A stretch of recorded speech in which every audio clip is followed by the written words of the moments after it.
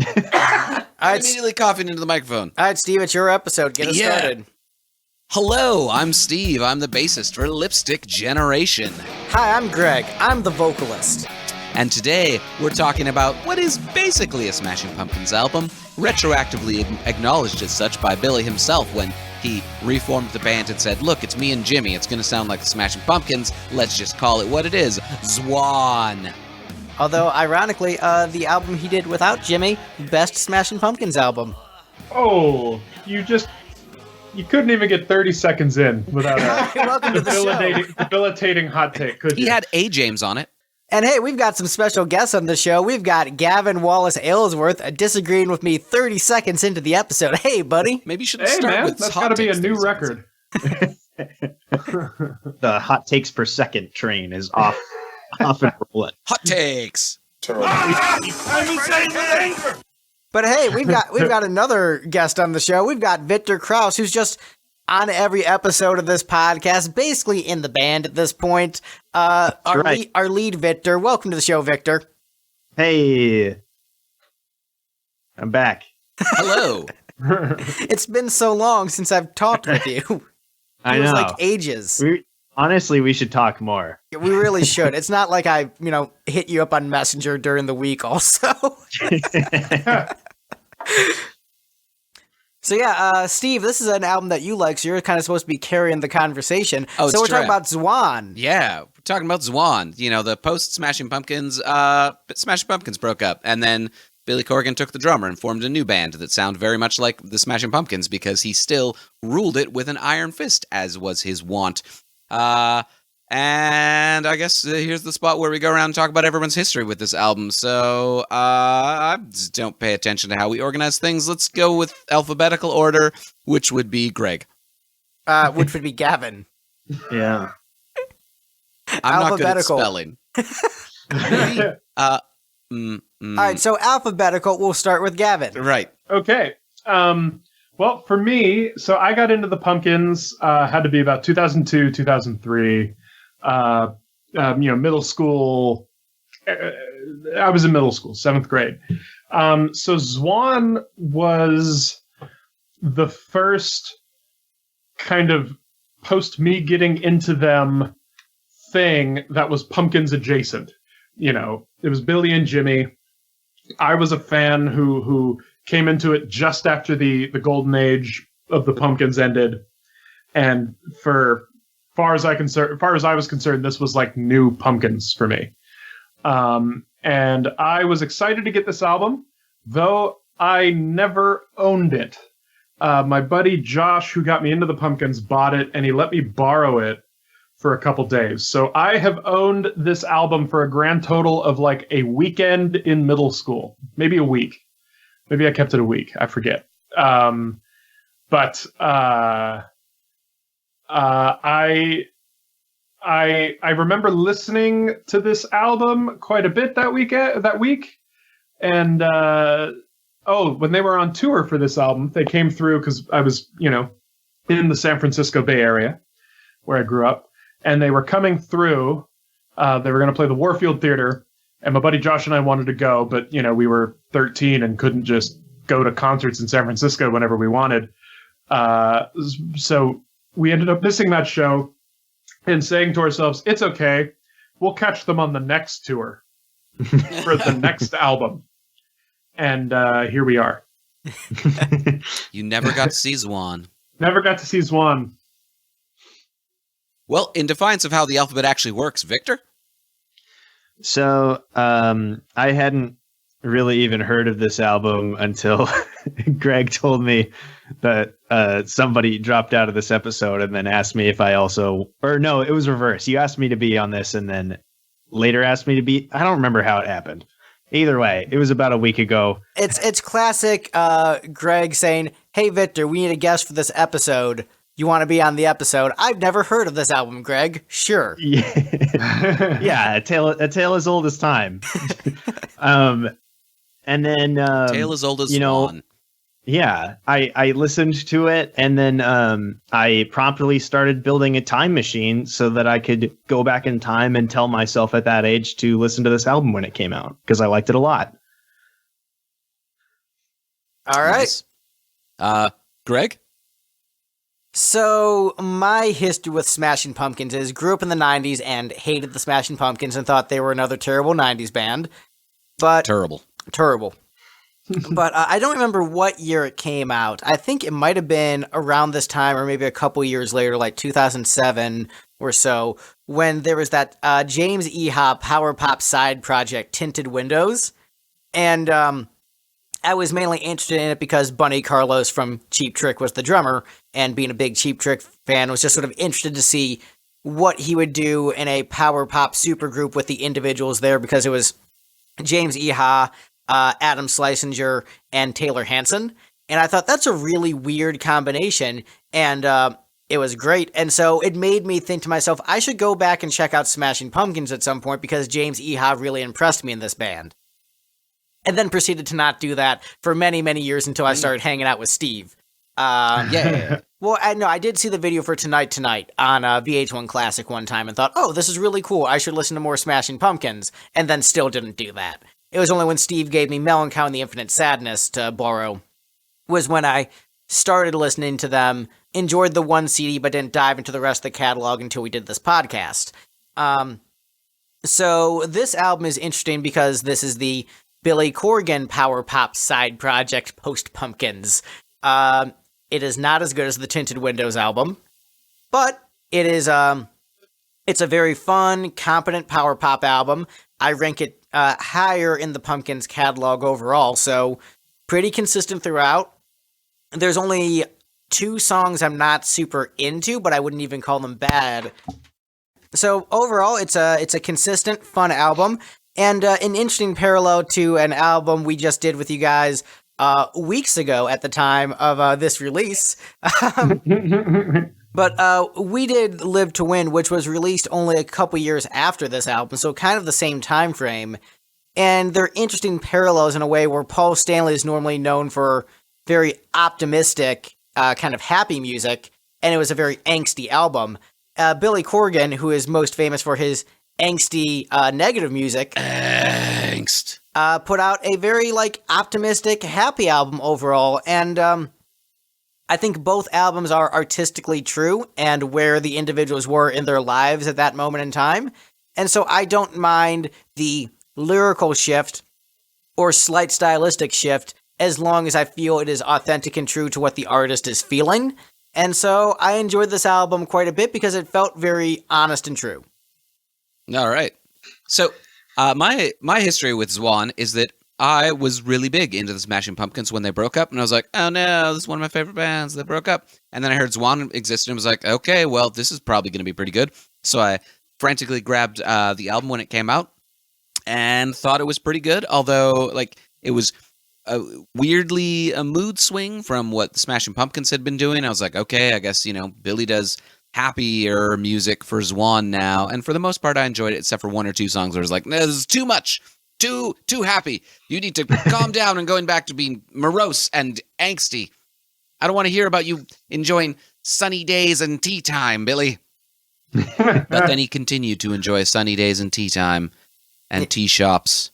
Yeah, and professional wrestling. Steve doesn't like when artists are true to themselves. He just wants, it to be pre-packaged into a mold that he can easily appreciate without digging deeper. I don't like it when my artists are happy. I want them sad.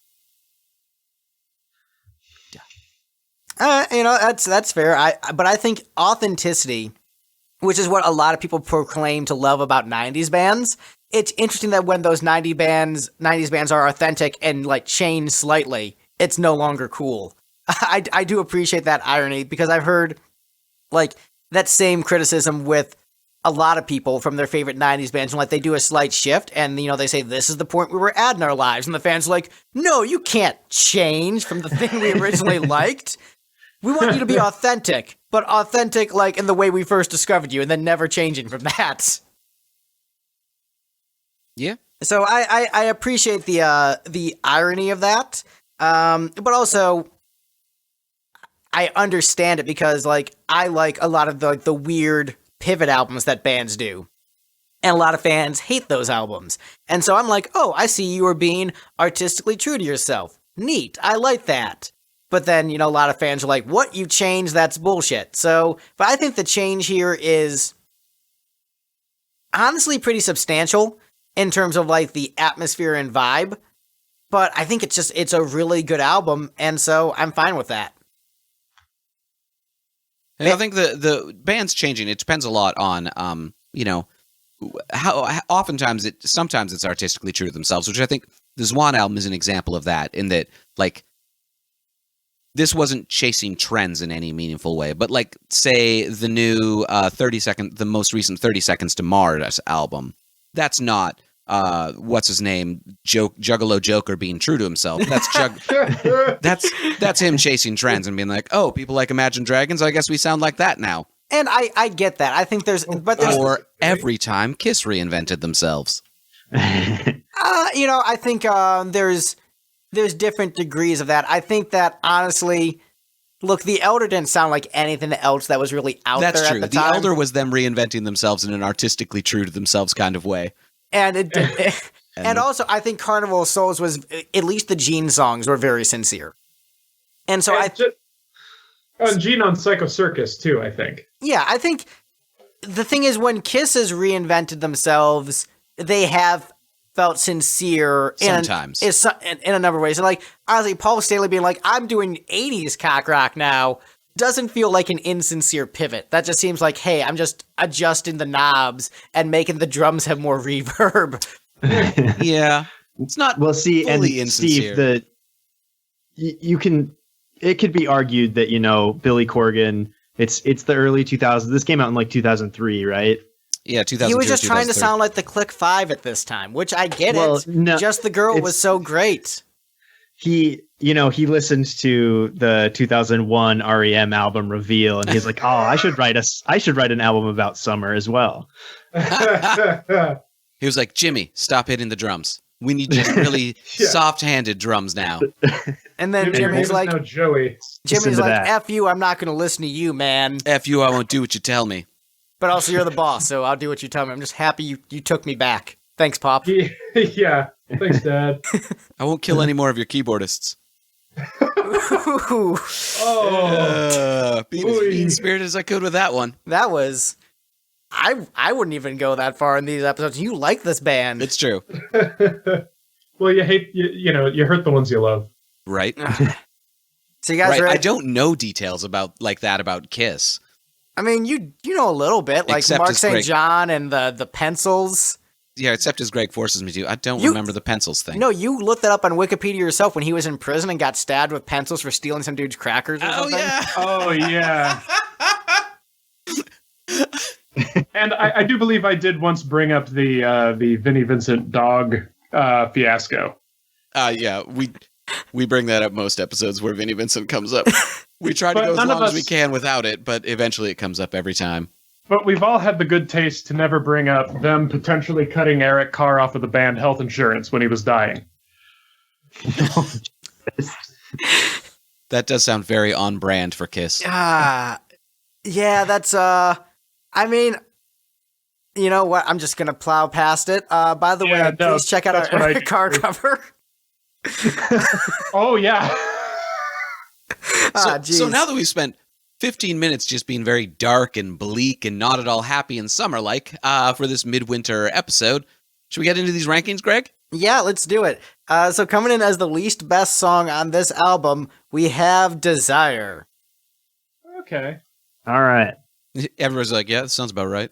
So far. It's kind of slow, it's kind of boring, and it's not very catchy. So, there you go. I put it second from the bottom because there's a song I think is not as good as this one. Oh, really? It's one of the two songs that I'm just like, you could cut this from the album. It'd be a much better album. I'm wondering if I know what the second one is. I have an idea in my head. I'll tell you if I'm right when you tell me. You know, I'm rifling through the lyrics, and I probably should have put this one second from the bottom. I think I have it in the wrong spot. In the one I have second from the bottom right now, I do think of as not as more boring than this one. But oh well. Say la vie. It would not have swung things either way. This one was 8 points behind the next song up.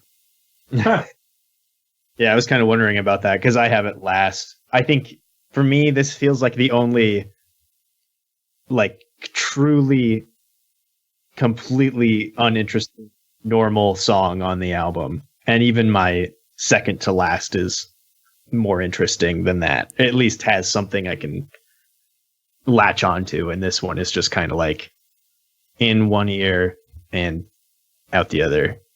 Well, see, I'm surprised because I figured this one, it has kind of like a beach ball-esque quality to it. So I figured this would be at least top 3 for you. Yeah, but it doesn't have a good chord progression like Beach Ball. That's fair. This one, it kind of dawned on me in listening to this album for this that there's a fair amount of this album that I think is the Machina 2 aesthetic done correctly. Not necessarily I the get that. But Desire is for me one of those tunes. And I did I put this the highest? Yes, you did. Yeah, I put this 4th from the bottom or 5th from the bottom. Right. High praise. And yeah, it's a fine song. I mean, I like it. It's got that nice, pretty little kind of Billy Corgan messing around with a guitar in a studio intro thing. The delay strangeness and it's got a good Corgan vocal performance on it. I think it's Sub Pasticcio. Whoa! Ooh! Wow! I wouldn't even put anything on this album below B-Nips. Wait, I forgot. Is Pasticcio worse than B-Nips? Yes. Oh, okay. It's the single.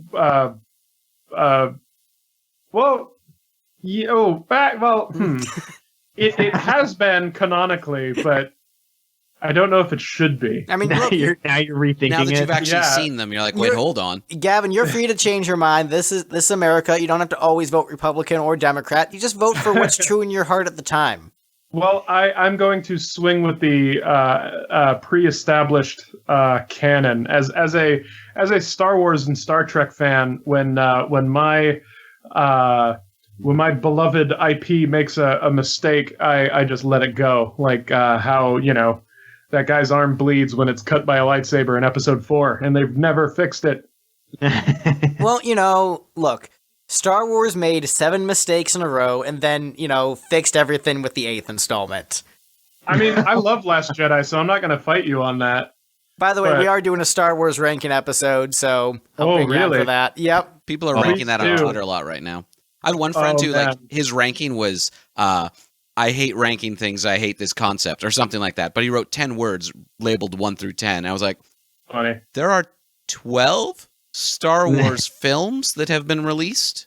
Oh, we're only going to do the numbered ones. I'm not going to watch the other ones. Like that's. Oh, come on. You gotta enter into the Rogue One and Solo debate. Because there are a lot of dumb people out there who think Rogue One's a good movie. Yeah, I asked him to clarify whether he meant Rogue One and Solo were in his ranking or whether he meant Christmas Special and Clone Wars were. Oh. Oh, yeah. Look, that'll be a separate episode. I'll do Rogue One and Solo and Christmas whatever and Clone Wars. That'll be a separate episode. I've never actually seen the Clone Wars movie. I saw it. I don't remember much about it. Yeah. I seem to recall enjoying it. I can't imagine wanting to watch it. So guys, we only have 13 songs to go. Do you want to move on to the next one? Absolutely not. I kind of want to figure out why Victor likes both Reveal and Rogue One, and why terrible things that start with R appeal to you. Yeah, I just love the letter R. I mean, Victor's brought to you by the letter R. I think, look, let's be honest. All 4 of us have ridiculous opinions about different things. Oh, of course. And so, like, Victor, like, being like, yeah, you know what I love? Reveal and the Final Fantasy XII soundtrack. Like, that's insanity. I came in strong. I came in swinging. Steve I don't even know where to begin with Steve. Just, so many ridiculous things. Like, I like good production. I also think that, Where Boys Fear to Tread is good production. Like, that's great production. It's that subtle use of video game samples. Yeah. Those chugga chugga sounds at the beginning while they tune up their instruments. Gavin just, not being hot on For Martha as a masterpiece of a song. I thought you were going to just full stop on not being hot. The worst crime one can commit. It's true, yes. And then, Sorry, I don't even know where to begin with me. So many things, like ranking First Blood as the worst Rambo film. I think that's my hottest take. I feel like that has to be the hottest take.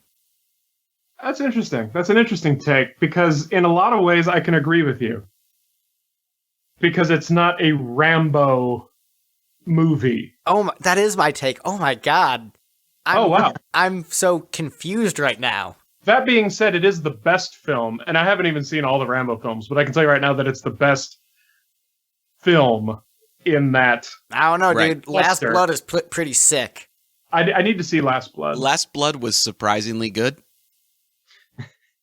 Like, I went into it with very low expectations, and then there were like all these things like, oh, that's kind of so over the top and goofy that it kicks ass. That's kind of like the Rambo Also, premise. He just like threatened to shoot a woman in the head. How progressive. So I know Desire is such an interesting song that we talked about Rambo and Star Wars and other things instead. So I'm going to move on to the next song of the ranking, which is Baby Let's Rock. Yeah, that's understandable. Yeah. Everybody had this in the bottom four except Victor. Yeah. And I get it 100%. And even in my notes, I'm kind of like, this does not fit on this album at all. But I like the riffs. Yeah. And this song has a fucking god-awful bridge. I would disagree with you that I think the song actually fits in very well on the album, in that this is kind of the rock and roll over of the Smashing Pumpkins catalog, in that a lot of the songs have sort of like the same energy and pulse and vibe, where it's just like, here is a solid song in this style without a bunch of different production choices from the rest of the album. Like, everything kind of fits together pretty well. And so it's, for a song called Baby Let's Rock, it doesn't rock that much. It does not. Yeah. But it's like, Baby Let's Power Pop. yeah, Baby Let's Power Pop, but it's That sounds like much more sexual right. than rock I would ever say does. I would say it's Baby Let's Rock rocks more than Heavy Metal Machine Heavy Metals. That's fair. But I like Heavy Metal Machine better. I like one version of Heavy Metal Machine better than this. This is like sandwiched in between the two versions. It's a Baby Let's both of Rock them sandwich. Right. with Metal Machine meat. Metal Machine bread. Yeah, Baby Bread. Let's Oh, you're Rock right. is the meat. Look, it's Unless there's some kind of like inverted open face sandwich where you like stick a piece of bread between your It's the KFC slices double of down. Oh yeah. Or it could just be white bread on toast. Yeah. but Or it's, like a toast sandwich. my famous idea of the fried egg omelet. Toast sandwiches are a real thing. Or bread sandwiches are a real thing you can get. I choose to ignore this. I think they're a popular lunchtime option in England, with the cheapest sandwich in the world being the open face bread sandwich. Basically just a slice of bread. A Pop-Tart is a sandwich, you guys. Pizza is soup. Man, this brings back a lot of memories. Referencing Keep 'em to memes. yourself, Pops. One thing with this song that's always like struck me as a little bit weird is that opening line of "Baby, I'm the greatest thing you've got." That's just even when I was like a dumb college student and not particularly woke, that was always like this feels like, I don't know this word for this application yet, but it feels like he's gaslighting here. Yeah, but it's in a good way. Baby, I'm gonna gaslight you in a good way, I suppose. Yeah, because that second line I think kind of peels back any balls that well, not balls is the wrong word. Any swagger. threat that line has, right? Because isn't it? Yeah, baby, I'm the greatest thing you've got in a good way, I suppose. Yeah, that doesn't. That's him becoming woke throughout the song. Right. It never Yeah. struck There you me go. as like being a threatening thing. It's just like the sort of like sort of manipulative. Just like telling somebody, be like, no, I'm the best thing in your life. Be like, that's... You're saying that Billy Corgan might manipulate people? Yeah, also, he might legitimately think of this sort of thing about himself and a lot of people. Are you saying that Billy Corgan is not a woke bae? Yeah, no. I'm just thinking of like how many Hole songs are actually about Billy Corgan, if you ask him. You mean multiple time InfoWars guest Billy Corgan isn't woke bae?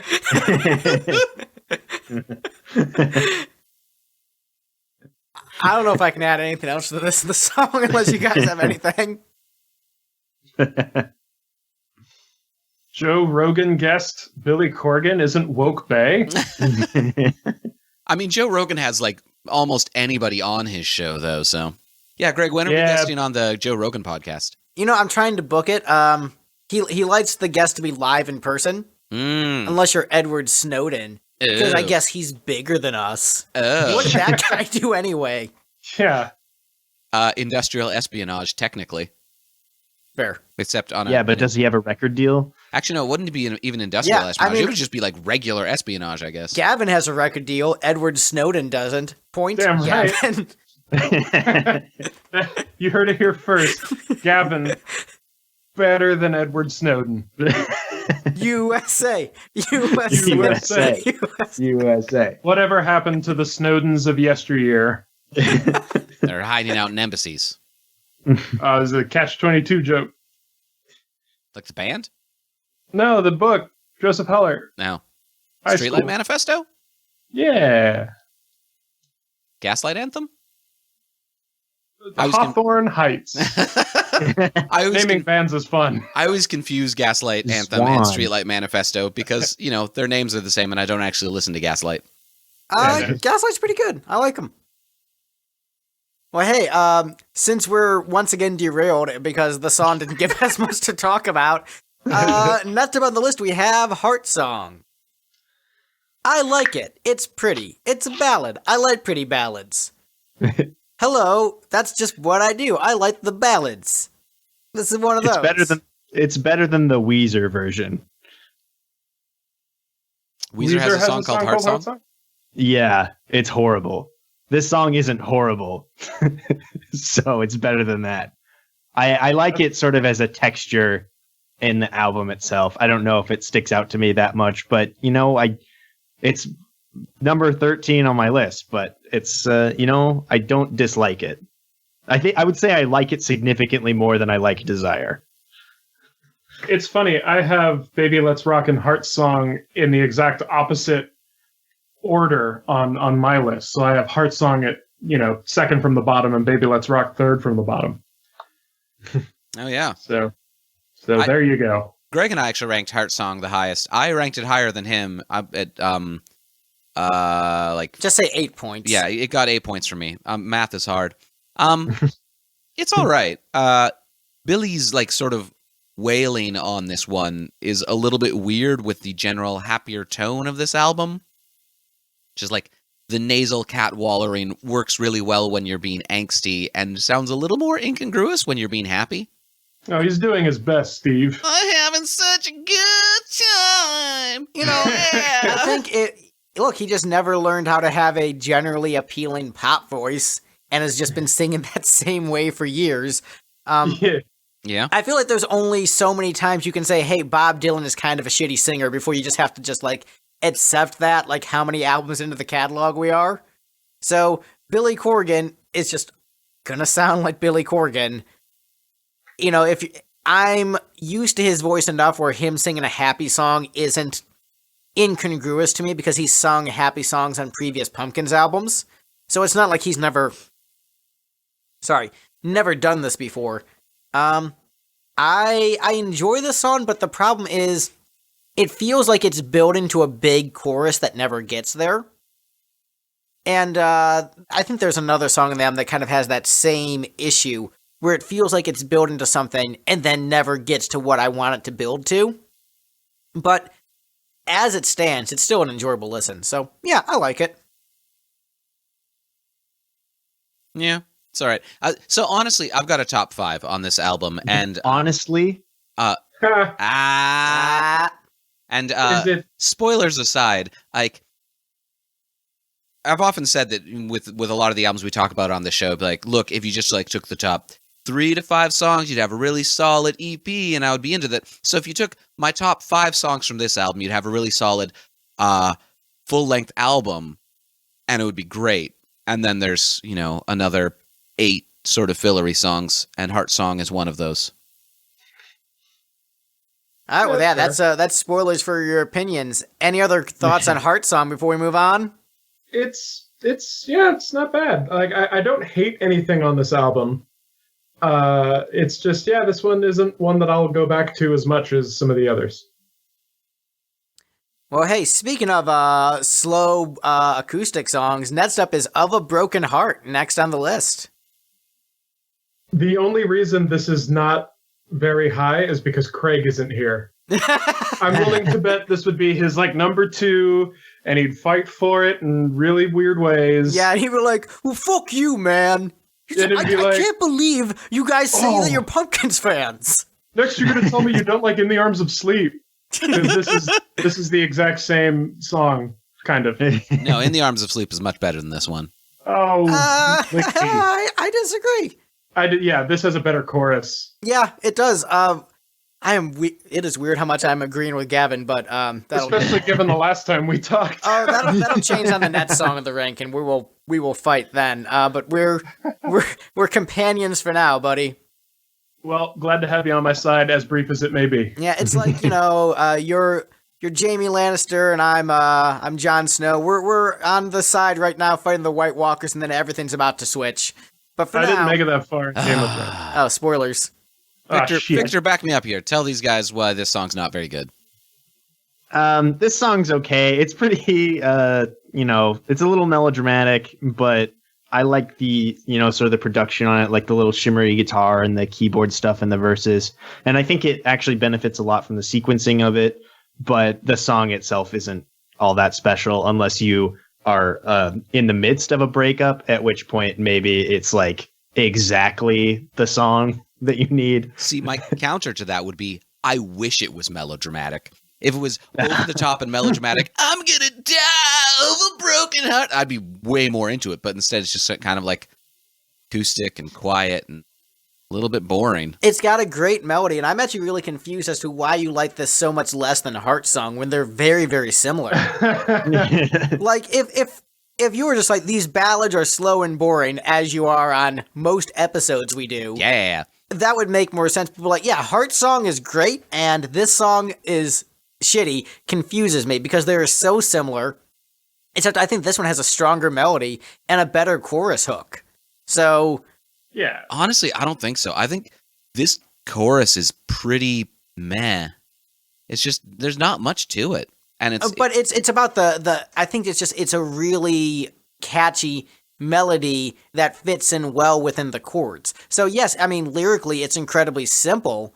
Even melody, like what? It's a passable melody, but it's nothing amazing. But is Heart Song's melody that much better? Not necessarily, but it's got more production to it, which I think helps. This is basically just acoustic and vocals, isn't it? Yeah, I mean, drums in Broken Heart. Yeah, I would. There's a little bit of keys, I think, hard left, and a little bit of sort of a shimmery guitar effect in the hard right, I think is what it was. Oh, I thought there was like a brush snare. Oh, maybe I'm just mixing it up too much with In the Arms of Sleep and just thinking of that drum part. Oh man, what a good song.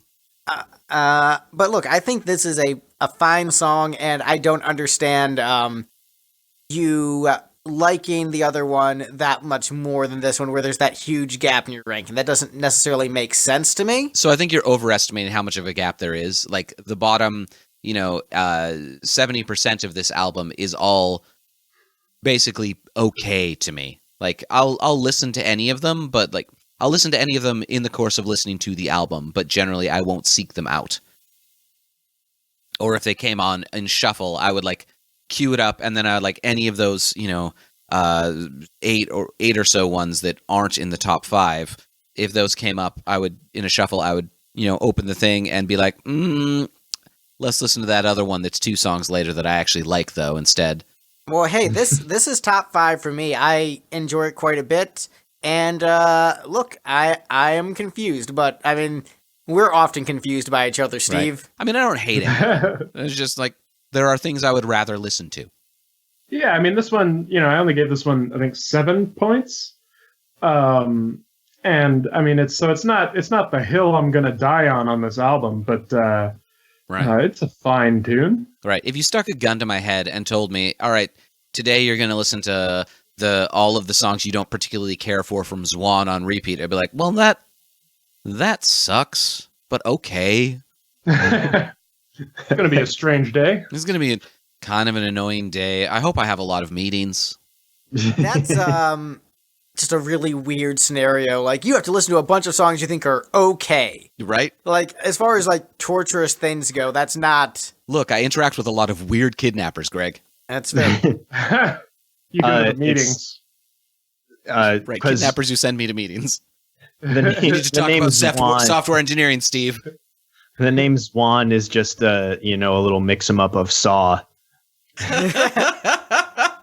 Wait, wouldn't Hello, it be Billy Corgan. I want to play a game. was with a Z? Yeah.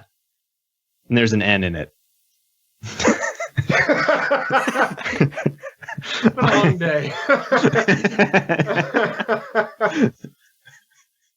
I can't believe the key is in my nipples.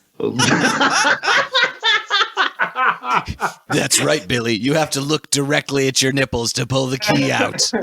Ow. How much do you value your life? Honestly.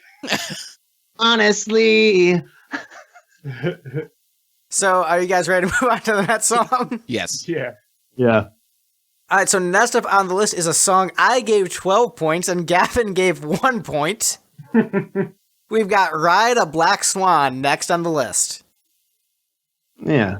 I wanted to rank this one lower because Greg told me why he ranked it as high as he did before I got my rankings in, but, I don't know. Is it because of the Ride the Black Zwan joke? No, it's because he's a glam nerd. Tell him about it, Greg. So, who knows, here's a bit of trivia. Who knows the name of the first ever glam rock song? Hang on, I can think of a funny answer for this. Rock and roll number 2. Brutal Planet. Handel's Messiah. Close. The answer is Ride a White Swan by T-Rex. It's the first ever glam rock song. Interesting. And so when I saw Ride a Black Swan, I'm like, yeah, I know exactly what you're doing, Billy Corgan. And Did you just call him Pilly Corgan? Sorry. He was clean at the Billy time, Greg. Corbin. Billy Corbin. I know exactly what you're doing, Billy Corgan, and I am into it. Like, yeah, it worked for me as a glam rock nerd, but also it is just one of the catchier songs on the album. Great melody, great riffs, just all around solid piece of music, and it reminds me of a better T-Rex song, but the T-Rex song isn't so much better that it makes this one not fun to listen to, like has been on some of our Kiss episodes where Kiss have just reminded us of much better songs we could be listening to. This serves as a nice companion piece to Ride a White Swan, so I dig it. I'm giving you an edit point right here. This song is about a one-night stand with Natalie Portman. You can leave that in. Yeah, keep that in. Yeah, honestly, it's fine. How old was she at the time this album came out? That's why I kind of wanted to know. Yeah, is she Gary Glitter age or what? Oh, leave it in. No. Well, this is a Star Wars prequel. She was fine. Yeah, she was an adult by then. This song is one that I had initially really high in my ranking, like the first couple of times I listened to the album. And then looking it over before listening to it, I think my third time, I was like, what song is that? And when I got to it, I had to make the note of like, I enjoy this song, but it's very difficult for me to remember how it goes. And then I wrote down the words "as the world goes round," and that helped me a little bit. But I think I enjoy this song, but it's not very memorable for me. Yeah, that's where I'm at with it. It's just, it's less memorable for me than everything else on the album, but I still like it.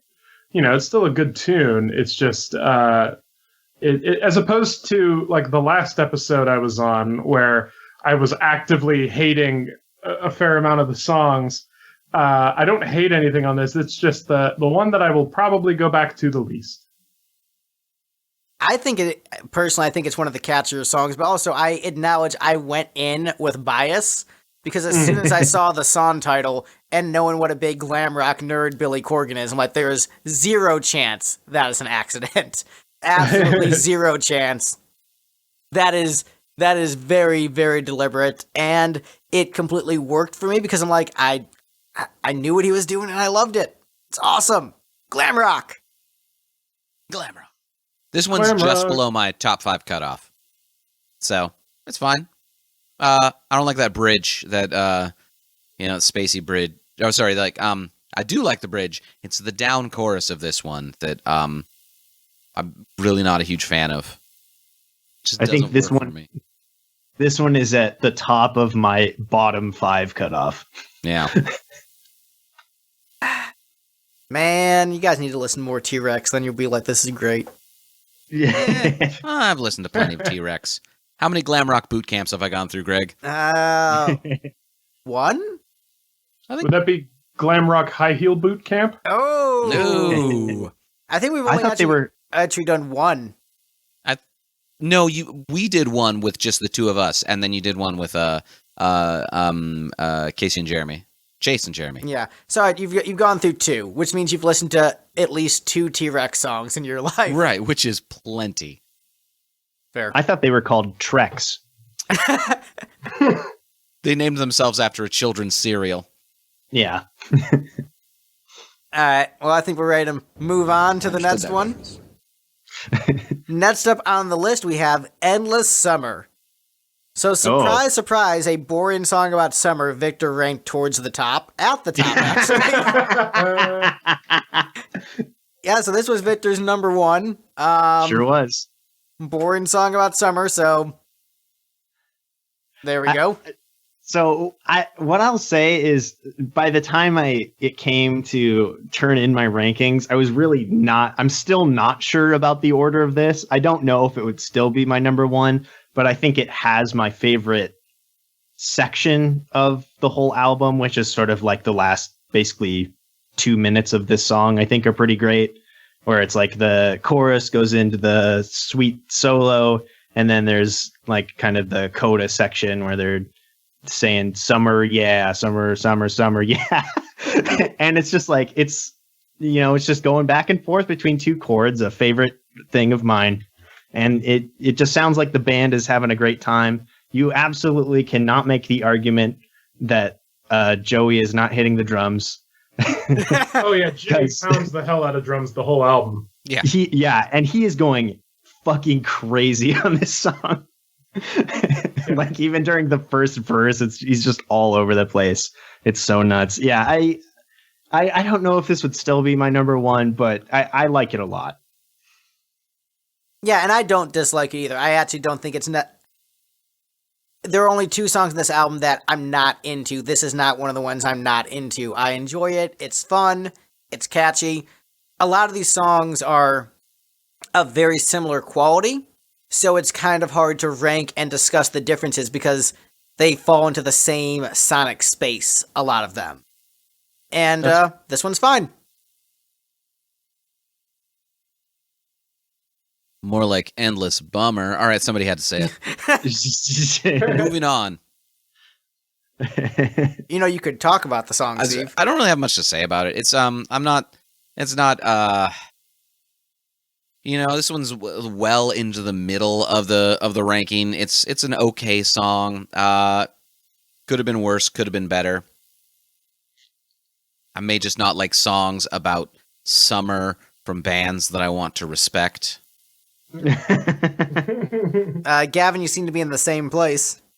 Yeah, I mean, it's a fine song. I mean, Jimmy's drumming on this is phenomenal. I'm a big Jimmy Chamberlain dweeb. He's one of my favorite drummers, and a guy that I have stolen a lot of my approach to drumming from. So anytime he rips out, I'm gonna be happy. I was about to start filling in nouns for you. Stolen a lot of drugs. Stolen a lot of money. Stolen a lot of hardware. Women. Hell, if I had his money and hardware, what with all his like venture investing or whatever the hell that he's been doing recently, then yeah, I would enjoy that. But no, I just I do a pretty bad Jimmy Chamberlain impression in a lot of songs. Yeah, the song itself is, it's fine. I only gave this one, 4 points? Yeah, 4 points. So it's Jimmy's playing at the end there really took it up a couple notches. Took it up a couple notches from the bottom. Yeah. Started at the bottom. Yeah, I mean now we're here. that's why it's above like say Baby Let's Rock is because of the drumming. Sure. It's fine. We're all in agreement, it's fine, except for Victor, who's like, it's a masterpiece, it's the best one.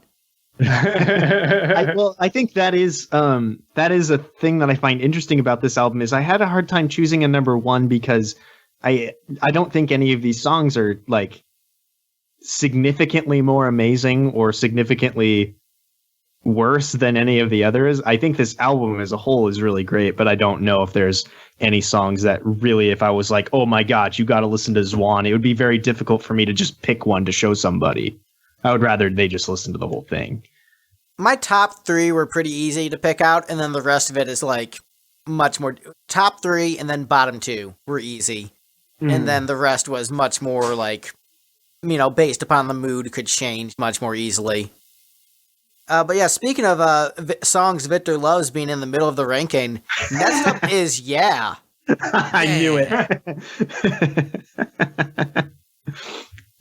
It's like Baby Let's Rock, but instead of Baby Let's Rock, it's called Yeah. Yeah. The song is uncomfortably happy. Just Billy Corgan having a song that just goes, yeah, yeah, over and over. It's just like weird. I mean, I don't know. You need to calm down.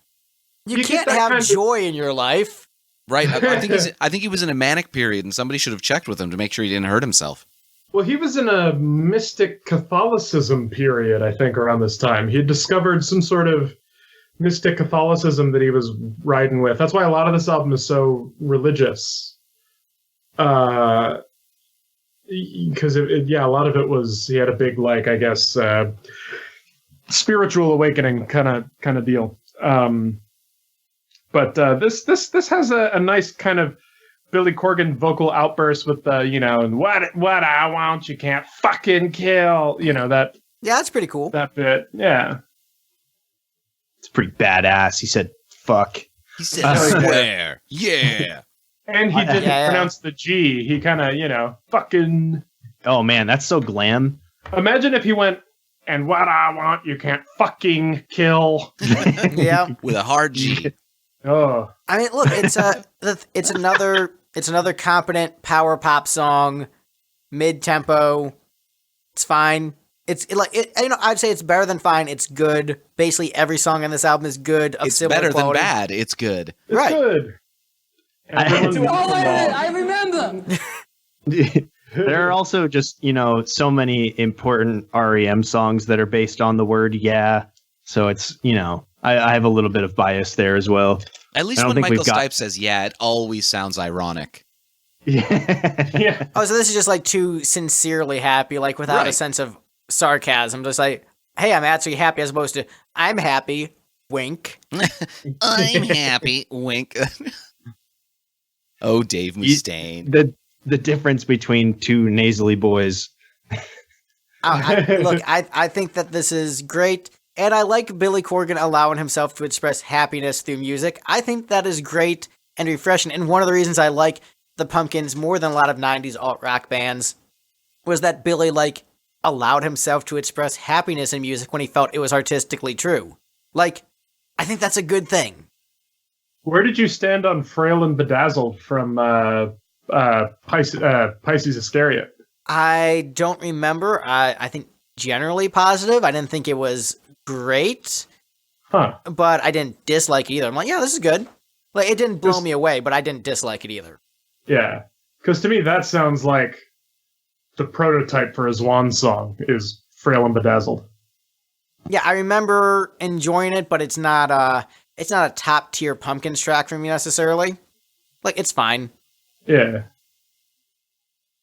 Cue Craig yelling at one of us. I thought these guys were Pumpkins fans. I can't believe this. I'm so angry. What was it, Frail and Bedazzled? Yeah. Greg ranked it like 6th. Oh wow, that's lower than what was Greg's number 1 on Pisces? Not to derail the episode. Oh, Landslide. Ah, Jesus. And I bet you he ranked Blue really high too. No, he actually ranked it 4th from the bottom. Girl named Sandoz? 5th. Oh, Stu. And how high was Blue Away? 3rd, 2nd. How high was Starla? Just read his rankings. Bottom. So from Starla the top, was the bottom? Yeah, from the top to the bottom, Greg's ranking went Landslide, Blew Away, Soothe, Whir, Pissant, Girl Named Sandoz, Frail and Bedazzled, Hello Kitty Cat, Plume, Obscured, Blue, La Dolly Vita, Spaced, and Starla. Spaced and Starla are infinitely too low in that ranking. Spaced, really? Oh, Spaced is amazing. Okay, yeah. That one easily landed in the bottom, with Greg being the only person who voluntarily gave it more than a single point. Oh, I'm sure you meanies. Well, hey, speaking of songs I only gave 1 point to, Oh. next up on the list we have Jesus I / Mary Star of the Sea. Oh, How Greg, do you just not dare like you. songs that are longer than like 6 minutes? Do you know how much Jim Steinman I listen to? Okay, fair enough. He listens to one Jim Steinman thing every day, and it's 24 hours long. That leaves him 4 minutes to listen to another song each day. And so he had to listen to this one over the course of 3.5 days. Oh, that'll do it. Yeah. So here's the thing. There are Pumpkins long songs that I think are great, and Like there are this one? Pumpkins long songs that I think are boring and unmemorable. I don't remember what this one sounds like, despite having listened to it many times. It's the one that's mean, 2 songs. Yeah. The one that's 2 songs, neither of which are memorable. Everything just feels like rain. Oh yeah, I totally remember that hook. Yeah, Which, yeah, you do. you know- It's a good hook.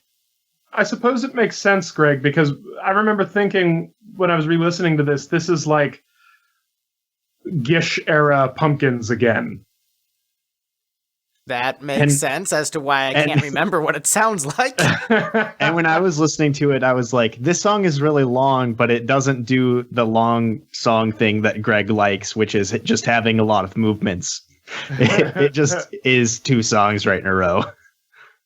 I think jam in the middle, connective tissue kind of deal. Yeah. And I really liked that jam connective tissue, but I think if this was 2 songs, Jesus I would have ranked a lot higher than Mary Star of the Sea for me. I agree. Oh, no, I would have definitely... If these were separate songs, I probably would have ranked Jesus I really low. Oh, interesting. Yeah, but together, they just they take you on a journey. A really boring journey.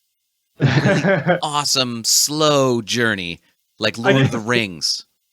This probably was a real corker when you heard it live, I bet. I mean, I like the studio cut, but I'm betting live there were nights where this would have been transcendent. This would have been both the piss break and the get a new drink song. Combined And then into you one. can still catch half of it, too. I just look. Depending on how many other people recognize the opening strains and how quickly you got in the line. Yeah. I will say I don't like ranking this at the bottom, but I do Because you're wrong. It should be ranked at the tippy top. But the thing is, I like a lot of long songs. I listen to a lot of long songs. This just isn't a good long song. As I'm comparing it to, the Jim Steinman catalog, Stairway to Heaven, Freebird, or as in my CD player right now, Jungle Land by Bruce Springsteen. Those are all much better long songs. This is just not very memorable. Like, it's fine. It's not aggressively bad where I hate it, but it's not good enough to justify its epic length. It is a okay song that just goes on for too long. Man, Greg and your bad takes. I mean, I don't think it's bad. It's just like it's not worthy of its epicness. I mean, you're wrong, but okay. You're entitled to your own wrong opinion. I can't disagree, but I find myself very enamored with that jam section in between the two. And I think the songs sandwiching that jam section are both either pretty good or very good. Jam sandwich. A jamwich. Jamwich. No, yeah. So, I was saying that, like, there's the top 5 songs on this album that, for me, if they come up on shuffle, I'm like, yeah, cool, I'll totally listen to this song. And then the bottom 8, where if they come up on shuffle, or bottom 9, I guess, where if they come up on shuffle, I'll flip to one of the ones that I really like. This is the only one that I'll actually be like, oh, I kind of actually want to listen to Jesus, I, Mary, Star of the Sea right now. And I'll cue this one up and listen to it by itself. Yeah, so this was Steve's number 1, and this was my number Hence 14. why my top 5 is a full length. I was wondering about that. Side That B, makes sense. Jesus, I, Mary, Star of the Sea. Side A, like the first 4 tracks of the album. Yeah. Spoilers. Yeah, I just look, Steve, I love epics. So it's just like this just wasn't a great epic. At least for my taste. It didn't do it for me. Look, it's no Life is 11 and I want my money back. I'm sorry. You know what? I won't begrudge you that opinion. Although I am disgusted, sir. Disgusted that you would compare it negatively to Freebird. Freebird's a better song. Freebird's a better song if you're a drunk asshole in a bar. No, Freebird is a good tune. Like, the thing is, Freebird is overplayed, but it is one of those overplayed songs where I hear it and I love it every single damn time because it is so good. Next, you're going to say that you'd rather hear Hotel California or Hey Jude than this one. I would.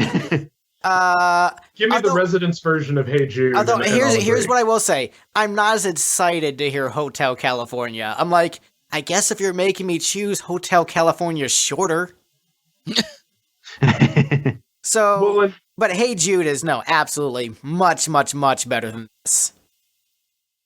Have you ever seen The Devil's Rejects? I have not. I have not. Wait, is that the Rob Zombie movie? Yes. Yeah, that used to be on in the background when I was doing metal DJing at Billy's Bar, and I'm just like, oh, this movie looks creepy and disturbing. I don't really want to watch it, but it's on in the background. It was like that and Randy Macho Man Savage highlights all the time. I didn't see. I really didn't enjoy House of a Thousand Corpses, so I wasn't much interested in watching the rest of his movies. I also don't like horror movies, so. First off, Steve, you and I need to have a fist fight right now. I like horror movies. I didn't like House of a Thousand Corpses. It's a great movie. But Devil's Rejects will give you a whole new appreciation for Freebird. Ooh. Huh. I'm glad I haven't seen it. The best Freebird moment of my life was when I was in Cleveland's Contemporary Youth Orchestra, and we were doing a concert with Jazz Coleman from Killing Joke. Whoa. And so we were rehearsing a song, and then after we finished the song, I shouted Freebird. The entire orchestra and Jazz Coleman glare at me with anger in their hearts. Now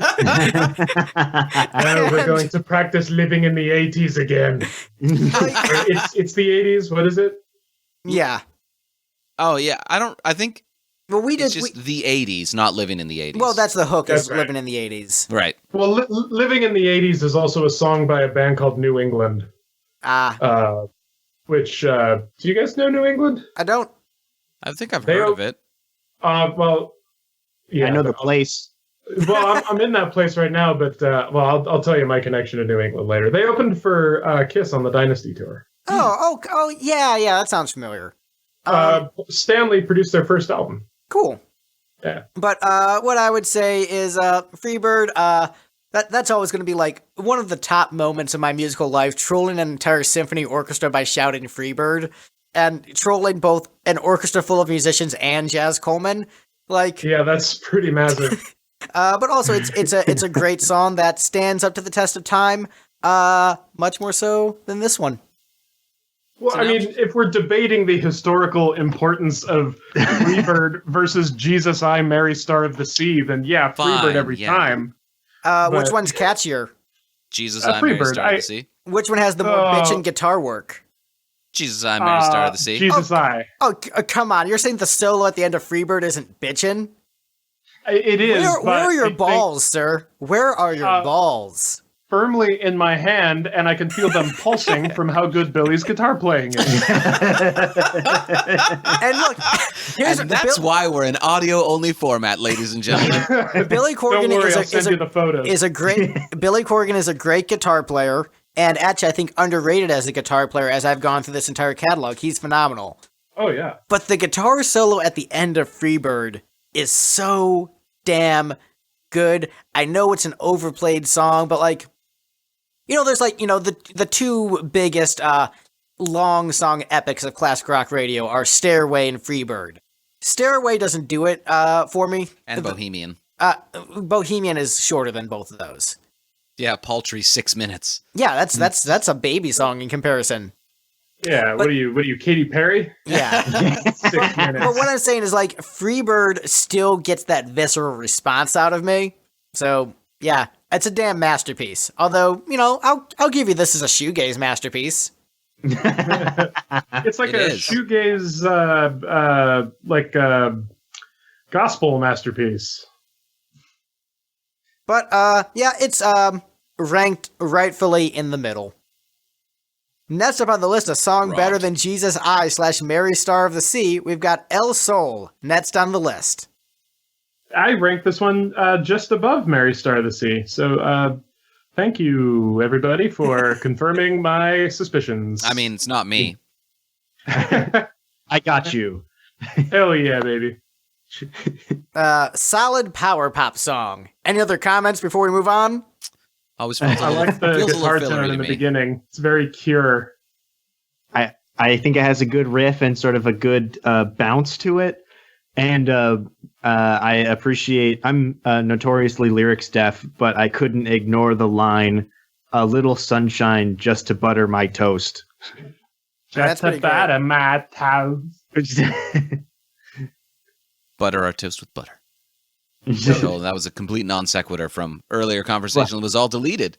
And also I didn't say out loud. I was just looking up on doing research online. Oh.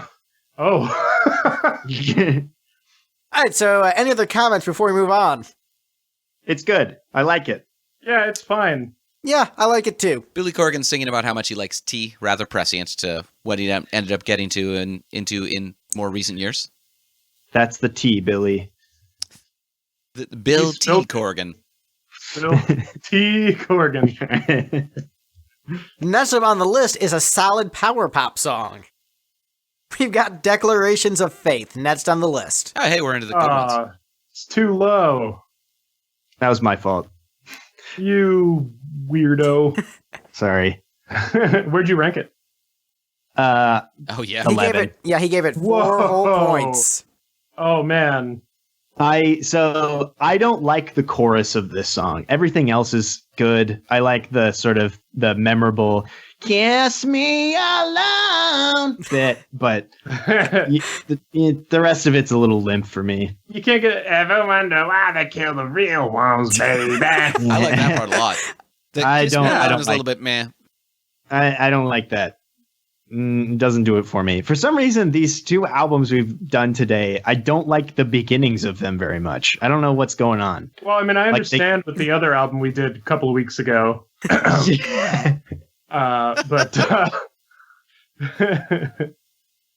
like I warm up to them as they go on. I don't know what's going on here, but this one I actually had lower initially, and I actually moved it up, if you can believe that.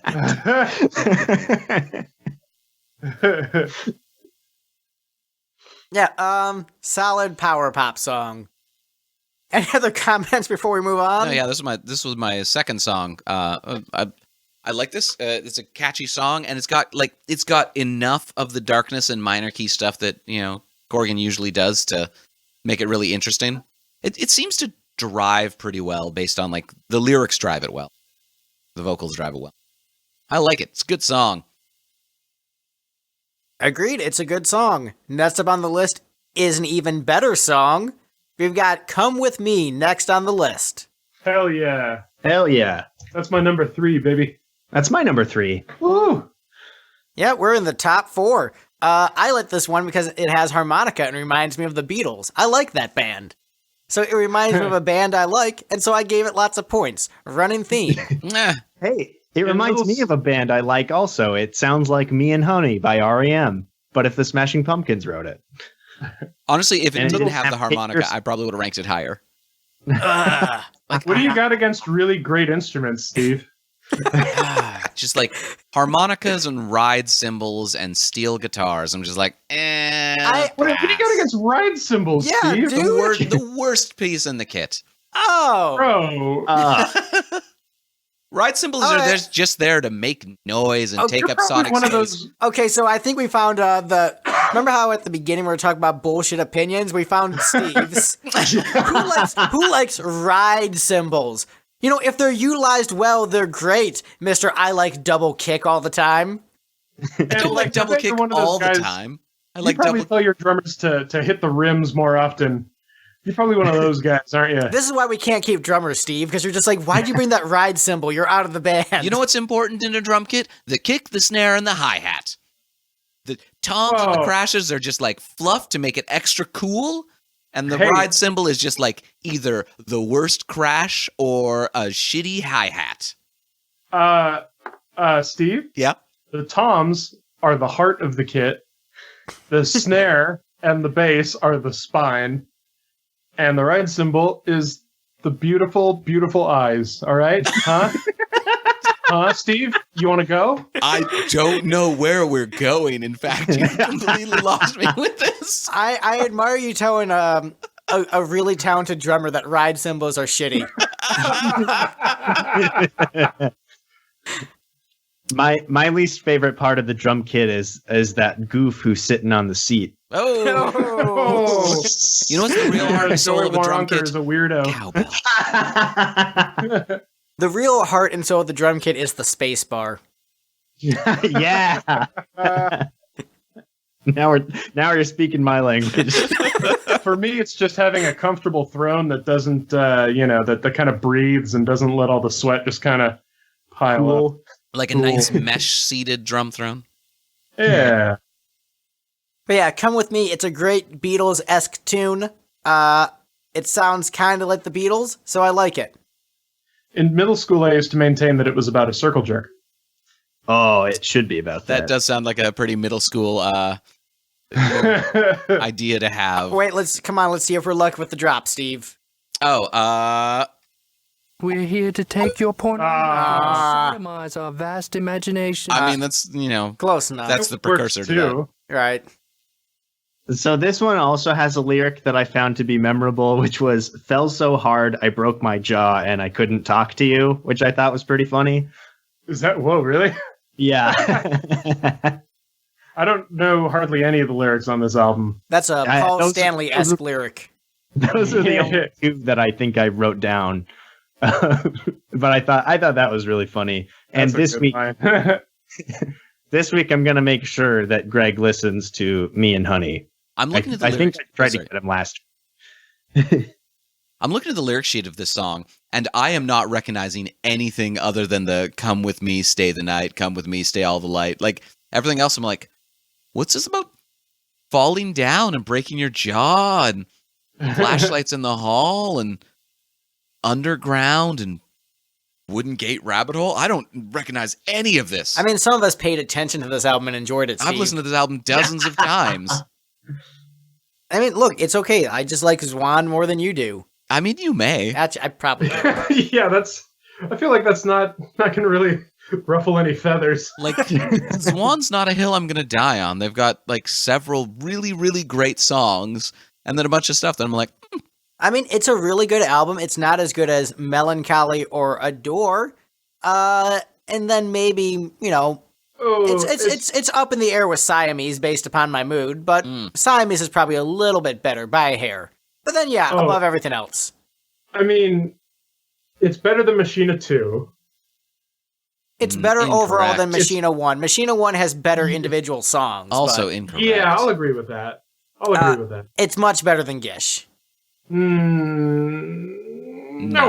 No, I don't want to agree with that. No, it's just I have nostalgia towards Gish. Yeah, God damn it. But as for Adore, I think it is better than Adore. Hard to disagree. But hard to agree. come with me. Sounds like the Don't Beatles. you just hard it's agree good. with yourself. I'm just hard agrees with myself. I do often, several times a day. Ooh, I've got an agreement drop. Where is it? I've got a disagree drop too. Don't talk like that. Oh, there it is. Kicking bottom or what? All right. Well, hey, we're in the top 3. Tis a mighty bottle of puke. Burning through this album. We're burning through it. It's almost as if we did another podcast earlier and don't want to talk as We're all long. tired. We want to go take naps. And also, it's almost as if a lot of these songs are very similar quality in terms of sonics, production, and songwriting, so there's not as much difference to talk about between the individual tracks. That's a fair point. Yeah. So next up on the list is my number 1 song on the album. We've got Settle Down next on the list. I can respect that as a number 1. I had a feeling this one was going to be pretty high. Yeah. So you know how I like things that sound like bands I like? Which band? There are elements of early Thin Lizzy in this song. Some Really? Eric Bell-esque lead guitars, which are very nice. And also a little bit of 38 Special in the riff. A little bit of echoes of Hold On Loosely. But, fantastic drum performance from Jimmy Chamberlain. As always. The best vocal on the album. Billy is really belting it out appropriately here, and a lot of it, the song is carried from his excellent vocal performance. Great melody, great lyrics, great momentum. And I think that it does benefit from its placing in the sense that, a lot of great albums will have a really good, energetic opener, and then they'll have a track 2 that's, really, sucks you into the world of the album you're listening to. And that is oftentimes a single. So, I'm 18 by Alice Cooper is a great example of that. With just that knockout, excellent track 2. And that's what this After song... an amazing track 1. After an amazing track 1. So, track 1 is good, and it's usually a little bit more energetic, but maybe not as catchy. That's not necessarily the case with this album, but that's just a very common thing with, especially 70s and 80s acts, which are, a lot of my favorite albums. And so this song fit into that spot very well. And then when you have, Thin Lizzy-esque guitars, 38 Special-esque guitars, and once again, just great vocal and drum performances, well arranged, very catchy, well written. Home run. Well, this co-write with Paz. So that's probably a big part of why this song is so good, is that, Billy Corgan is at his best when he has just literally anybody else offering input and being like, hey, hold on, maybe take this in a direction that makes more sense. This is one I found myself singing a lot when I was not listening to the album. And in the album, it's good, but it's certainly not one of my actual favorites from the album. But I do like it, and I grew to like it as I listened to it more. It's got a good instrumental bit as well. Yeah, it's a good one. I don't much care for the bridge, but otherwise, I like that. There needs to be a bridge there, but I don't like the bridge they picked. The spacey, never lose that feeling. Oh yeah. Oh yeah, I remember that part. And Gavin, how do you feel about this one? It's a stable tune. I mean, this was my number 5. So it's definitely a very good album cut. It's got a catchy thing to it. I agree that it's got one of Billy's better vocal performances on this album. Jimmy, as always, my pride and joy. They grow up so fast. Yeah, no, this is a damn fine track. That's as excited as I can get about because this album is really of a fairly even like my lowest rated song. I don't hate. It's just one that I didn't care for as much as the others, but it's still clustered pretty closely in terms of quality. Actually, I would say the best Zwan song didn't make it onto this album. There was a tune called Glorious that before the album came out, there were some live bootlegs that were being circulated online, and my buddy Josh had downloaded one tune and burned it for me in a mix of other things. And that was the first Zwan I ever heard, was this, kind of fairly roughish audience recording of a tune called Glorious that if it would have been on this album, it would have been my number one easily. Well, yeah, and they did another song that didn't make the album called Zwan Zwan Hummingbird. Yes. That one's really good too. Joke about death, perplexing some, and just plain scaring most. There were a whole bunch of, all REM tie-ins aside, there were a whole bunch of Zwan tunes that never made it onto the recording. Because they did, I think, and Craig would know, I want to say they did like 2 different small tours before they did the album, and there were a whole bunch of tunes that they had played that never made the album.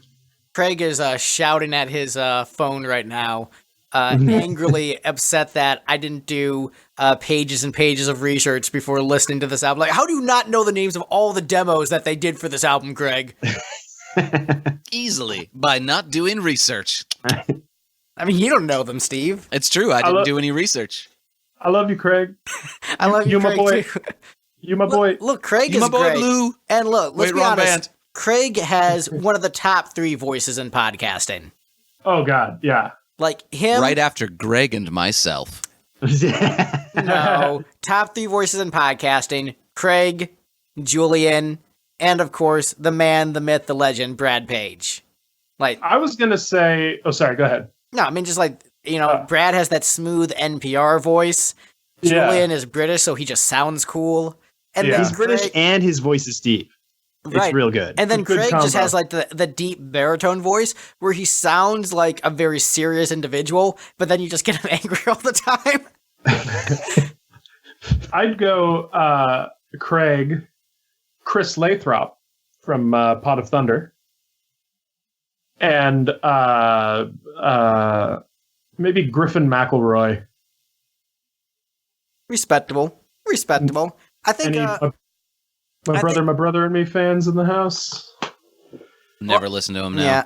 But I was going to say, Chris, I think he has a really good persona. So one of the best personas in podcasting, but I'm just going purely based upon the vocals. Oh, he, his vocals especially, or his voice especially when he does a more affected, kind of deep thing. It's like, yeah, that's a good radio voice. It is a good radio voice.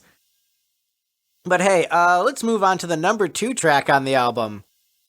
We all gave this song 11 points, so we all... Oh, wow. we all agree. We all agree that it's the 4th best song on the album. Yes. That's making it the 2nd best song on the album.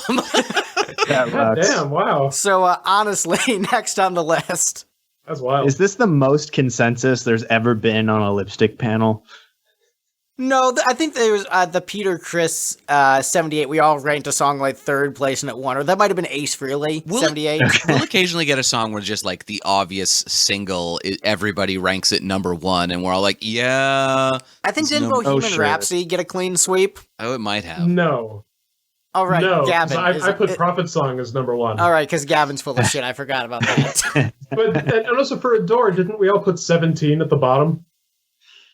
I don't think I did. I'm going to put that's right. I'm going to probably put Behold the Nightmare at the bottom or something like that. Oh, now who's being the asshole? Oh, nobody put it almost nobody put it at the bottom. 17? Yeah, no, I put it at the really? bottom. Did I? Where did it rank? it ranked it was the bottom thing that was actually on the album with Billy's nipples falling below it. But Greg ranked it 4th from the bottom. I and one of the guests, this was before Greg labeled his columns, ranked it at the bottom, and then the other one ranked it 2nd from the bottom. Well, if it's the one where Behold the Nightmare is like number 1, then that's probably me. So let's, as entertaining as I'm sure it is to talk about previous rankings that guests could just go and listen to. It's like a clip show. Yeah, it's the best stuff. The best of the Lipstick Panel. Hey, Victor, do you want to listen to every episode of the Lipstick Panel and find the funny bits and then message me in Messenger? Oh, God. And you know that I'll do it. I'm not going to ask you to do that. That's the sickest part. So honestly, the best part about this song is that it references the best song in the REM catalog, I believe. So it is. I was going to say, there's no underneath the bunker line in this. He barely talks about beach balls. This is great because we made this exact same joke in the REM album. It's a callback, dude. What was this about not just referencing our old episodes instead of creating new content a minute ago, Greg? There's a difference between referencing an old episode and then literally just reading the ranking again in the middle of discussing a song. Telling the same jokes from the old episodes instead of just, reading the old ranking. Can we do a surprise rereading of the Peter Chris Empreg story? We need more Peter Chris Empreg stories. I need wait here. I've got Michael Stipe was looking at his TV screen. Was Jimmy Fallon getting bigger?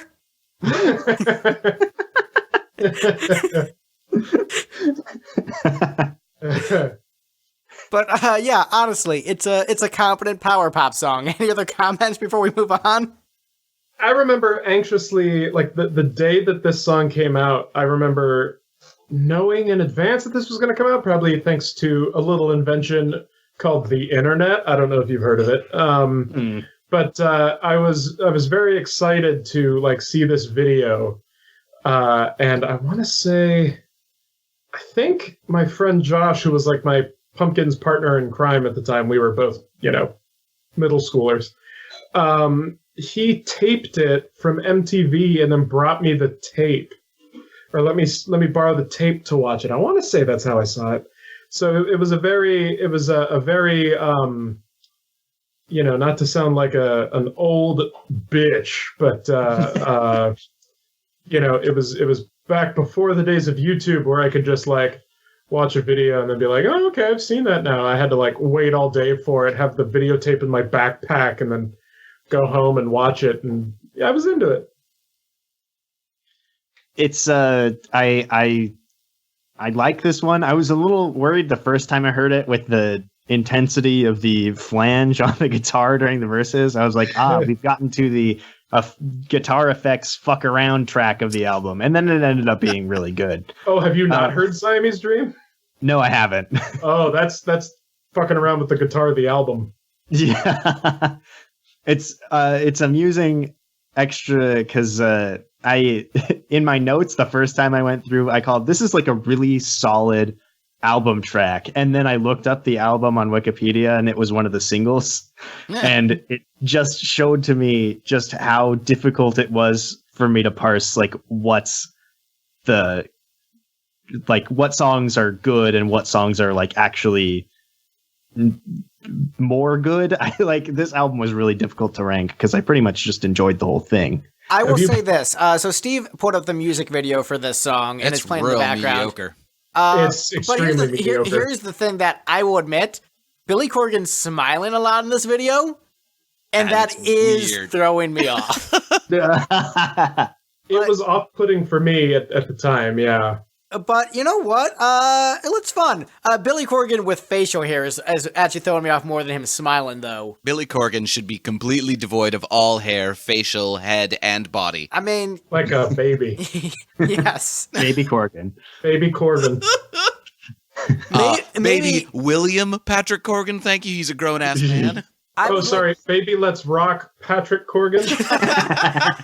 I would like to think that the Peter, Chris, and Craig story ends with Peter giving birth to Billy Corgan, and there's like an Ouroboros loop where Billy Corgan keeps being born and killed again through Peter Chris being impregnated. Oh God, we're infringing on Twin Peaks style. What keeps throwing me off with this music video is the one guitarist is wearing a MAGA hat in half the shots. I'm like, wait, no, those didn't exist yet. Yeah, it's just a red baseball cap. There was a time when you could just wear a red baseball cap and it didn't signal any ill intent. Oh yeah. Oh, the and glory a scarf, days. right? He's got his scarf.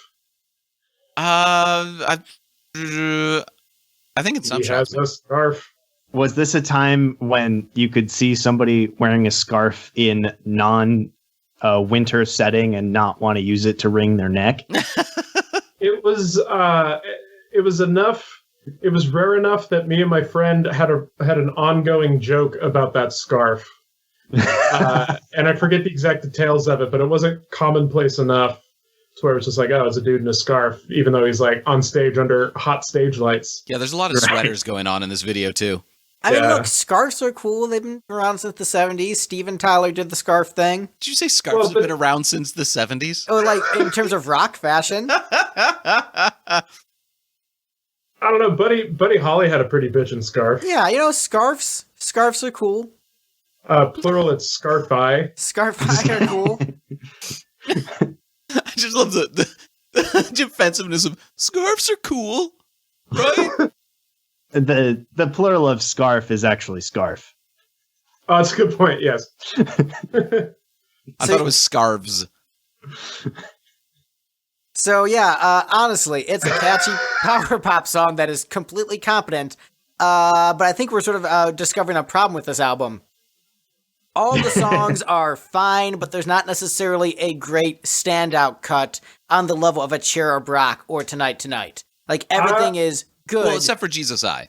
Mary started the scene. I would wager that there's one song, and we still have yet to talk about the particular song that I'm thinking of, that is. Well, hey, let's transition to the number one song and go for the ranking from the bottom to the top. I'm done talking about Steve's creepy voice. What we're going to do, before we do that, though, we're going to read through the ranking of every single Pumpkins episode we've done on the show. I would love to hear that, actually. Please start from Gish. Oh, no, sorry. Let's do the purple tape demos. Anyone got a chair? I'm going to chuck it at a chicken chaser. I didn't bring it up. It's true, but I figured 2 Gavin Gish references counts as 1 Greg Gish. Fair. All right, so... My purple tape demos is probably only funny to Craig. I've listened to those. The purple tape demos? Yeah. Nice. Better than Giss. Much better. Anyone got a chair? I'm going to chuck it at a chicken chaser. What is that from? Fable, the video game. Remember, your starting name was Chicken Chaser, and everybody would make fun of you for it. A game so nerdy, I won't even play it. I just like seeing how long I can delay the countdown. Remember, you can choose to be good or evil. Yeah, and nowhere in between. Well, no, I mean, it doesn't really matter. You just sort of like, by the time you reach the end of the game, you're one of them in the binary. And then you make your choice as to whether or not you want the good or evil ending. And your actual alignment doesn't matter. This was one of the earliest games to try to adopt the, there's an actual ethics system and it affects the world and it affects your character and it affects the ending of the games. And it was not good at it. I mean, Mario is like that. Insert joke here. I can't think of one. I mean that you can be good and save the princess or evil and hurl a plumber to his death in a bottomless pit? Yeah, there you go. I mean, I always choose the evil ending because I suck. Right. I choose the evil ending where, Mario gets killed by a giant mushroom almost immediately. Oh, and the lost levels there? Oh, yeah, there you go. Deep cut. Hell yeah. Hot take, the Doki Doki Panic thing was a good decision. I agree for the time, yes. What a guy. I think it's a much better game also.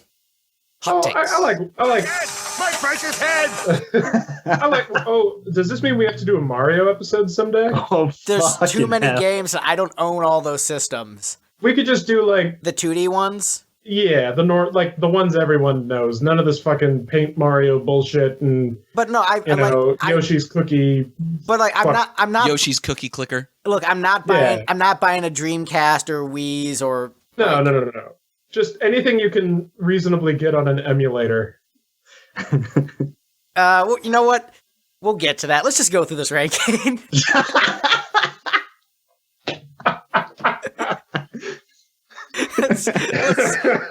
Because the things we keep adding more episodes to our list of things we should do, and things that involve more work than listening to one CD. To be honest, if we try to rank all the Mario games, the only one I'll actually try to play through is Mario RPG. I have not played that yet. That might be. That's the best one. Right. That's why I'd play it. Second best one. That's right. Luigi's Mansion is pretty great. No, it's Mario World is the best one. Yes. Okay, so anyway, this ranking for this album that we're very interested in and totally engaged. From the bottom to the top. Desire. Baby Let's Rock. Heart Song. Of a Broken Heart. Ride a Black Zwan. Endless Summer. Yeah. Jesus I, Mary Star of the Sea. El Sol. Declarations of Faith. Come With Me. Settle Down. Honestly. But the best song on Mary Star of the Sea by Zwan is Lyric, the opening track. It all goes downhill from here. Well, that's a bleak way to put it. But no, this is one of the strongest songs on this album. But you like things being bleak when it comes to the Pumpkins. Oh, it's true, yeah. You're welcome, buddy. How's this for bleak? This is the last truly great album Billy Corgan has been associated with since the time of this podcast. So this is the Live to Win of the Smashing Pumpkins catalog? No, this is the Gene Simmons' asshole of the Smashing Pumpkins catalog. The last decent thing any member of the band has been on. Look, sir, Take Me Down Below is a masterpiece. Look, I like Monuments to an Elegy. I like Oceania. Fine. And I think Zeitgeist is a great album and is the best Rockin' Pumpkins album. That is purely a troll. You do not honestly believe this. I actually do. An agent of chaos. I think the vocals are finally appropriately mixed on that album. Geez. And I think it is the right amount of angst with catchiness. No. No, Zeitgeist is far and away the worst album in the catalog. Nope, I think it's great, but we'll get to that next time. So, Lyric, it's a catchy power pop song. Any other comments before we close out the podcast? I love the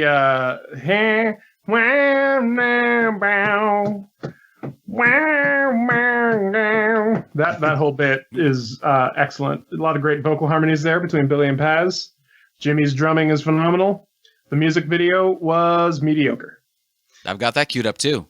A lot of marching across a bridge, I think. Shots of a cityscape. I like the video. It's very, footage of Chicago. It's very Flogging Molly-esque. It's because it's footage of Chicago. Yeah, it's just like, we're cold. We have scarves. Got my little Irish hat. Scarvi. We have scarves and tank tops. We have Scarf. We have Scarf. Why wasn't that the name of this album? They're just like all walking around playing acoustic guitars in Chicago. Wait, was this band located out of Chicago? Pumpkins were, yeah. No, Zwan. Pumpkins were, yeah. Okay, that's what I was thinking. But yeah, you know what? This is a feel-good music video. It's a feel-good song. This music video looks like a Coke commercial. Yeah. Yeah, and look, Coke commercials, they make you feel good until you remember they're just trying to sell you a product. At least this isn't trying to just sell you a product. Wait a minute. Yeah. Wait. Because the lyrics to the song are a lyric, a time, a Coke with a lime. Yeah, it was really weird when the Billy Corgan just handed that police officer with the gun of Coke to try to make him happy. But hey, it ended police brutality in the city of Chicago, so... Right. That is a good point. Billy did good work that day. That's why he's so happy. We may rip on his music a lot, but, he did fundamentally make the world a better place and decrease violence. I mean, Billy Corgan ended racism. As he would tell you in InfoWars, I'm sure. Of course, then he brought violence back when he, bought a wrestling federation. That's true. No, trying to bring balance to the world is difficult. Man, he is smiling so much in this video. Right? It's weird. You know what? Smiling I like it. rave Billy Corgan. I enjoy smiling rave Billy Corgan. You keep it up, buddy. You do you. Smiling Billy Corgan with scarf. Smiling happy Billies. And a bunch of signs saying You know, purity, faith, hope, charity, grace, Zwan, Zwan, love, Hummingbird. Zwan, You know what? Shiny, give, Honestly, shininess, happiness. shiny, happy Corgan smiling. I Sorry. support this so Shiny, much. happy Corgan smiling. Like, this is... Shiny, happy Corgan smiling. As I'm watching this, I really appreciate, like, Billy Corgan just, like, trying to do something positive. Like, good for him. As someone who likes positive music and who doesn't think you need to be angsty and depressing all the time, good for him. But why is The Door your favorite album then? Because the songwriting is good. Oh, I've got it. Here's the point of this music video: is you'll notice that they're all carrying acoustic guitars, and they just walked out of a house. Billy Corgan just Pied Piper of Hamelin, the acoustic guitar guy from 4 parties. He just saved 4 parties, and that's why everyone's parading after him. Be like, yes, play Wonderwall into the sea. keeping them all disarmed. Hot take: Wonderwall is a great song. Yeah, but it's not a great song to hear at a party by a bro on an acoustic guitar. Depends how good the bro is at singing it. What And if he was Rose asked. Billy? Oh yeah, consent is a big thing in Wonderwall.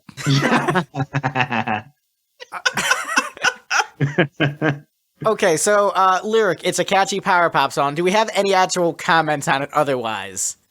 I mean, the drumming's great. Take it easy. What? I don't know. I have a non sequitur drop button, so I hit that because I don't have real comments. Hindsight is always 2020. He mentions Crusades at one point. Do we all know that the Crusades were not good, right? Yeah. Yes. Yeah, it's probably a good thing to clarify. Although, you know what? Interesting thing with that Megadeth drop we just had. Oh, I thought you were gonna have a hot take on Crusades. I mean, this was the early 2000s, back when a lot of the country was like, yeah, maybe invading Afghanistan and Iraq is a good idea. No. What I would say is, Dave Mustaine around the same time did Risk, which was hated by Megadeth fans, which was not as bleak of an album overall and had like more variance in terms of emotional tones. And so it's interesting how like, no, I want my nasally guys to be angry all the time throughout a 30-year career. Like, look, you either have to like be grumpy or learn to sing through your mouth. That's fair. But what I'll say is, Or be Michael Stipe. I was listening to a Bruce Springsteen interview earlier today, and he was saying that every time you release a new album, you have to do 2 things: give the audience what they want, and also surprise them at the same time. And that is very difficult to do. And so I think this album, we're into the final thoughts section since we don't have anything else to say about lyric because it's a competent pop song. I think this album does a good job of delivering stuff that feels like Billy Corgan's songwriting, but does offer a different perspective, which is a happy power pop interpretation of his style. I think it works very well, and it is one of the more consistent albums he's ever done. I think it's great. I'm mostly happy with the ranking. I think it's pretty fair. Even with me ranking Jesus I as the bottom song, I think it ranked in the middle is pretty appropriate for it.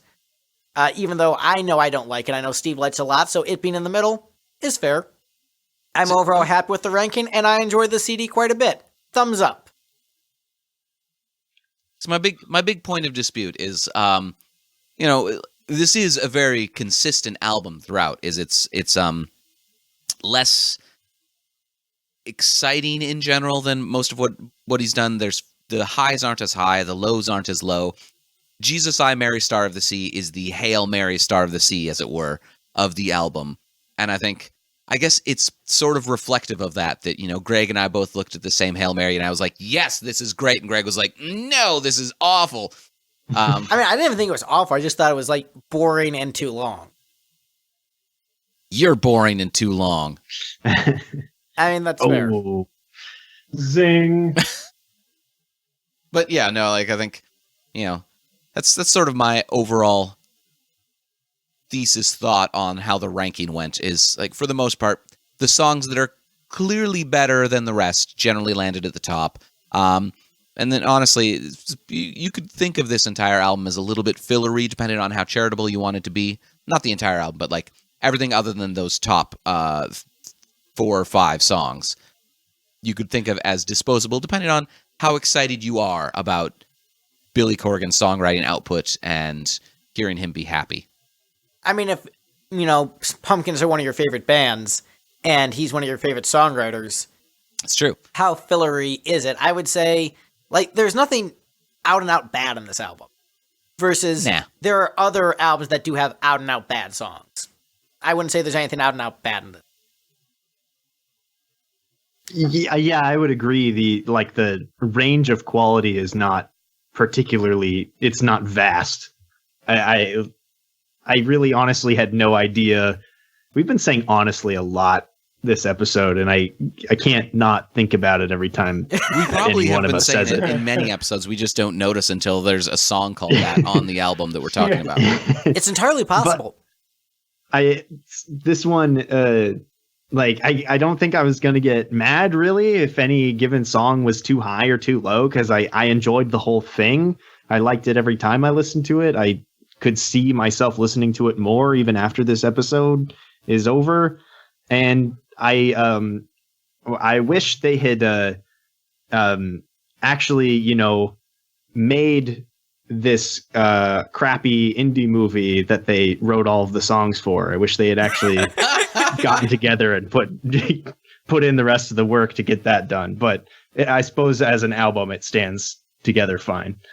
Juno, episode 1, The Impregnation. Juno, volume 1, No Future, No Past. Son. Juno, volume 1, the one, but it stars Peter Criss. Honestly, I'm pretty sold on Peter Criss Mpreg Juno soundtrack by Zwan. Let's get everybody involved. Let's put this together. Yeah, I mean, that sounds like a much better movie than Juno. Like, not even just me being a huge Peter Criss fan. Juno being a terrible movie. Almost anything is an improvement upon that. Gavin, how did you feel about this ranking of this highly controversial album with really strong opinions across the board? I will actually say that coming into the ranking for this, because I hadn't heard this album for many years, and I came out of it liking it a whole hell of a lot more than I did, when I was listening to it in middle school. So you're saying you have more advanced musical taste than a 13-year-old? Well, yeah, more than 13-year-old me. Let's say, maybe not the average 13-year-old, but that wasn't a self-aggrandized. That was meant to. I didn't mean that as me. Yeah, okay. Though at 13, I was in my already deep in my King Crimson, Rush, Frank Zappa, Primus, and Laurie Anderson phase, which I still am. They're all phenomenal bands. Primus especially, all of them especially. They're all great. So my final thoughts on this album: all those bands I mentioned are great, and I like this one album more than I used to. And well, that's our episode, ladies and gentlemen. Excellent guests. Where can we find you on the internet? Gavin? I can be found at Bentley Music on the Instagram and the Twitter. You can find me on Instagram at It's Mr. Gavin. I have a Patreon. I have, that's Patreon/GavinWA. I have a Redbubble. I have a Fiverr. I have a LinkedIn. I have a Zanga. I have email addresses. Reach out. I'm here. For you. And Victor, anytime you want. Any way you want it. That's the way. Doodle-doodle-doodle. Fun fact, that song was inspired by Thin Lizzy. Really? Yes. They were listening to a lot of Thin Lizzy. Like, what if we wrote a Thin Lizzy song, but then just like had a guy with more vocal range sing it? I would now love to hear Phil sing that song. I mean, he would do a great version. But like, if you really think about like the way that the chords and vocals work against each other, and then the dual guitar harmonies, you're like, oh yeah, makes sense. Makes sense. Whoa, Jinx. To be fair, Greg is a Thin Lizzy fanboy, and he misses Phil Lynott every day of his life. So if you gave him the opportunity to hear Phil Lynott sing any song, he'd be like, yes, please. Yes, please. Can I have a little more? Please, sir, may I have some more? And like the number 23, he hears Thin Lizzy in every song that he ever hears. I mean, in fairness to that, like the band themselves directly cited Thin Lizzy as a songwriting influence. Like, if you go to the Wikipedia page in any way you want, they're like, yeah, we were listening to Thin Lizzy and thought, let's write a song like that. And then they did. Yeah, to double check that. Yeah, you were just referencing an obscure Jim Carrey movie, weren't you? This brings back a lot of memories. Keep them to yourself, Pops. But yeah, Victor, where can people find you on the internet? My good tweets are at the Victastic K, and my good music is James Gameboy on Spotify, Bandcamp, and Patreon. Woo! There we go. You got the bad applause drop last time, so I had to mash it 3 times till you got the good one. And Steve, where can people find us on the internet? They can find us at lipstickgeneration.com and Lipstick Generation wherever fine Lipstick Generation merch is sold, and various social media platforms. All right, that's our episode. Bye, internet. Bye.